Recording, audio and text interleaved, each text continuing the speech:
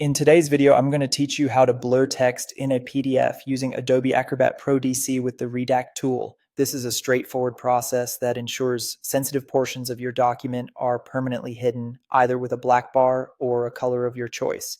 Let's get started. First, you'll need to open the PDF in Acrobat Pro DC. Go ahead and launch Adobe Acrobat Pro DC on your computer. Once it's open, locate and open the document that you want to redact. This will be our starting point.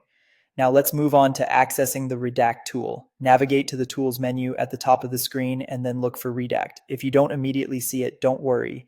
You can simply choose tools again, and from the list that appears, enable the redact option. This will allow you to utilize the tool for your document. Once the redact tool is enabled, it's time to select the text or images you wish to blur. You'll do this by choosing the redact text and images option. With this selected, click and drag to create a rectangle over the area that you want to blur or redact. Don't worry if your first selection isn't perfect. You can easily adjust the selection area until it covers exactly what you want.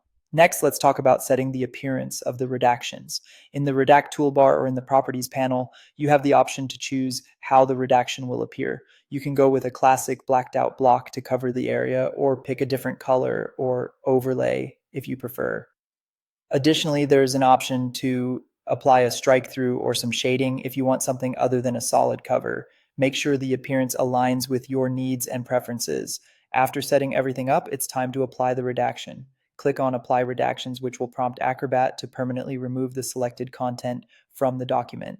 At this point, Acrobat will ask you to confirm this action. Go ahead and confirm to proceed, knowing that this step will make the redaction irreversible in this version of the document. Finally, it's important to save your document to preserve these changes. I recommend saving the PDF as a new file. This way, you can keep the original document intact while having a new version with the redactions applied.